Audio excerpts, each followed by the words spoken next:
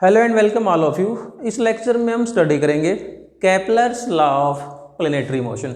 तो dear students, Kepler एक बहुत बड़े साइंटिस्ट और एस्ट्रोलॉजर रहे हैं। इनके बारे में ये कहावत है कि ये पूरी रात रात भर बैठकर प्लैनेट्स की मोशन को, सैटेलाइट्स को, सन को, मून को, इनकी मतलब स्पेस में इस प्रकार के जो एस्ट्रोनॉमिकल ऑब्जेक्ट्स हैं इनकी मोशन को स्टडी करते थे। और कहते हैं कि इनको अपने जो टेलीस्कोप है, इन्होंने बहुत सारी टेलीस्कोप बनाई, इनको टेलीस्कोप से बहुत प्यार था। तो इनकी जो वाइफ है वो इस बात से बहुत परेशान थी। वो ये कहती थी कि टेलीस्कोप इनकी फर्स्ट वाइफ है, मैं सेकंड वाइफ हूँ। तो इन्होंने अपने जो कीन स्टडी, गहन अध्ययन से जो लॉ पुट किए उनकी हम बात करते हैं। जो first law, Kepler's first law of planetary motion क्या है? केपलर ने ये कहा कि जितने भी प्लेनेट हैं, every planet revolve around the sun in an elliptical orbit. देखो हम समझते हैं क्या है इसका मीनिंग। पहले एक नज़र केपलर्स फर्स्ट लॉ की जो डेफिनेशन उस पर डालते हैं, फिर इसको हम समझेंगे। देखो क्या कहता है, every planet revolve around the sun in an elliptical orbit. और उसके बाद में क्या है, the sun is situated at one focus of the ellipse. तो डियर स्टूडेंट्स, इस प्रकार की जो शेप है जिसको हम अंडाकार कहते हैं, इस प्रकार की शेप को हम क्या कहते हैं? इलिप्टिकल शेप कहते हैं। तो फर्स्ट लॉ ये कहता है कि जितने भी प्लेनेट हैं, all planet revolve around the sun is in an elliptical orbit. इस प्रकार के ऑर्बिट में रिवॉल्व करते हैं, ना कि सर्कुलर ऑर्बिट में, राइट। अब जब हम इलिप्स की बात करते हैं तो इलिप्स में हमारे पास में दो चीज़ें आती हैं, right. There are two fixed point जिनको हम नाम देते हैं फोकाई। इलिप्स में दो फिक्स पॉइंट ऐसे होते हैं जहाँ पर we can say that sum of X plus Y, मतलब there are two fix point in a plane where sum of X coordinate and Y coordinates, और we can say that X plus Y is equal to constant. इस प्रकार के दो point जिनके लिए x और Y का सम क्या होता है? कांस्टेंट होता है। तो इन दो पॉइंटों को हम क्या कहते हैं? इलिप्स के फोकाई बोलते हैं। एक पॉइंट को फोकस, दोनों का फोकाई। फोकस सिंगल और फोकाई प्लुरल वर्ड है, राइट। तो फर्स्ट डेफिनेशन क्या है कि all planet revolve around the sun in an elliptical orbit. और सन कहाँ प्रेजेंट होता है? एक फोकस पे। जैसे हम ये कहते हैं कि हमारे पास में सर्किल है, सर्किल में एक फिक्स पॉइंट क्या हो गया? सर्किल का सेंटर। उसी प्रकार से इलिप्स में दो फिक्स पॉइंट जिनको हम क्या बोलते हैं? फोकाई। तो फर्स्ट लॉ ये कहता है कि सन किसी एक फोकस पे प्रेजेंट होता है। अगर हम ये कहते हैं सपोज दिस इज सन, यहाँ पर सन प्रेजेंट है, तो planet, suppose this is planet, then all planet revolve around the sun in an elliptical orbit. इस प्रकार के ऑर्बिट में प्लेनेट सन के चारों तरफ रिवॉल्व करते हैं। लेकिन साथ ही उसने, केपलर ने ये भी कहा कि ये जो एलिप्स है, इसकी जो इलिप्टिसिटी है, मतलब इसका जो चपटापन है वो इतना ज़्यादा नहीं होता। इसको हम क्या मान सकते हैं? नियरली सर्कुलर मान सकते हैं, right. This is first law of planetary motion. अब बात करते हैं Kepler's second law. What is Kepler's second law of planetary motion? Dear students, Kepler's second law क्या कहता है कि the radius vector drawn from the sun to a planet sweeps out equal area in equal interval of time.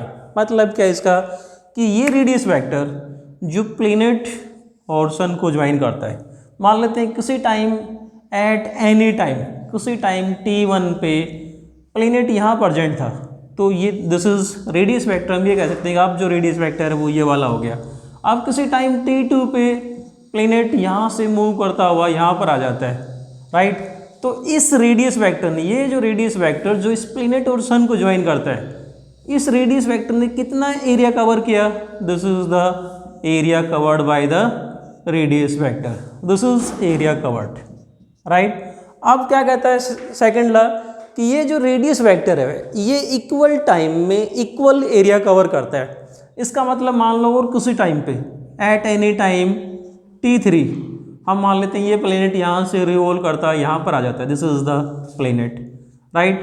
अब जितने time, मान लो यहाँ से यहाँ तक आने में इसको टाइम लगा t, और t क्या मान लेते हैं? Suppose t is equal to t2 minus t1। t time में प्लेनेट यहाँ से यहाँ तक आया तो इसने ये वाला एरिया कवर किया। उतने ही टाइम में प्लेनेट यहाँ से यहाँ तक सेम एरिया कवर करेगा। अब ये कब पॉसिबल है? जब प्लेनेट की वेलोसिटी इंक्रीज हो जाए, ताकि ये काफ़ी जो रेडियस वेक्टर है ये यहाँ से काफ़ी आगे बढ़ जाए। कहने का मतलब क्या हुआ, अगर हम इस पॉइंट को नाम देते हैं P1, this is P2, this is S, right.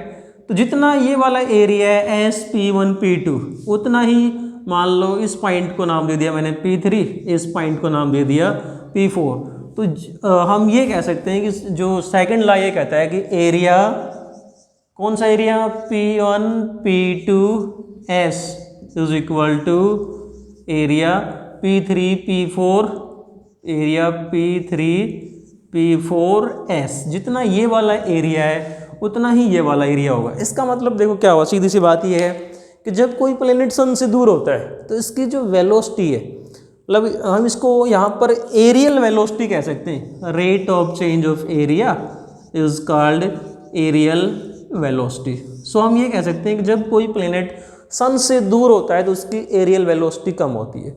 जैसे ही प्लेनेट सन के नज़दीक आएगा इसकी एरियल वेलोसिटी इंक्रीज होना शुरू हो जाती है। इसलिए क्या होगा, सेम टाइम में अगर प्लेनेट दूर है तो इसकी वेलोसिटी कम है, तो एरिया ये क्या करेगा, कम एरिया कवर करेगा क्योंकि रेडियस बढ़ गया, राइट। उतना ही हम ये बात करें कि यहाँ पर जब प्लेनेट सन के नज़दीक आ गया इसकी एरियल वेलोसिटी बढ़ गई, तो जितना एरिया यहाँ पर कवर हुआ है उतना ही यहाँ पर कवर तब ही हो सकता है जब प्लेनेट सन के नज़दीक आए, क्योंकि यहाँ पर क्या होगा, रेडियस छोटा हो गया, यहाँ रेडियस बढ़ा है, यहाँ रेडियस छोटा हो गया, तो एरियल वेलोसिटी को क्या होना पड़ेगा, ज़्यादा होना पड़ेगा ताकि एरिया क्या हो, बराबर हो। सो हम ये कह सकते हैं कि areal velocity of the planet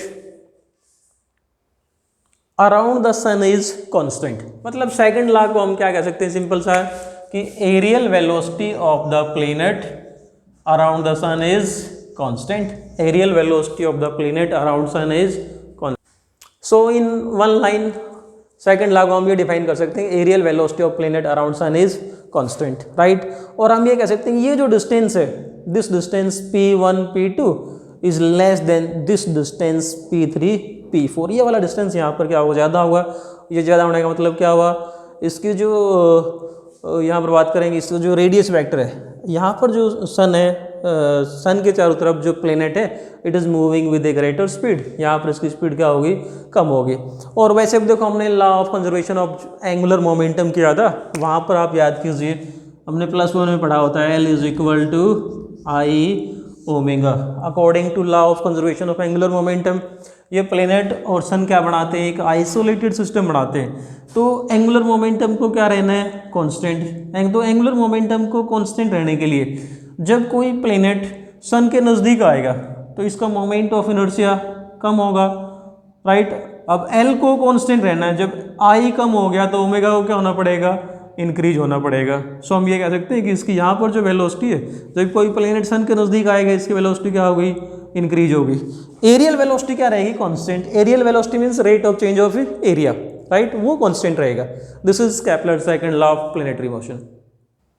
अब बात करते हैं केपलर्स थर्ड लॉ की। तो केपलर्स थर्ड लॉ को समझने के लिए पहले हम जो इलिप्स है, इलिप्स की दो बातें और समझते हैं। इलिप्स में दो एक्सिस होते हैं, एक को बोलते हैं मेजर एक्सिस, एक को बोलते हैं माइनर एक्सिस। तो ये जो स्मॉलर एक्सिस है this is called minor axis of the ellipse, and this axis, ये वाला जो एक्सिस है जो दो फोकाई को ज्वाइन करता है, इसको हम क्या बोलते हैं, इसका मेजर एक्सिस, राइट। सो अब बात करते हैं कि व्हाट इज थर्ड लॉ। देखो this is major axis, then this is semi, इतना इतना जो रह गया इसका आधा, इसको हम बोलते हैं सेमी मेजर एक्सिस। और ये मान लेता हूँ suppose R is semi major axis, right. तो केपलर्स थर्ड लॉ ये कहता है कि मान लो कोई प्लेनेट यहाँ से रिवॉल्व करता हुआ वापस यहाँ पर आ गया, इसका मतलब इसने एक कंप्लीट रिवोल्यूशन पूरा किया।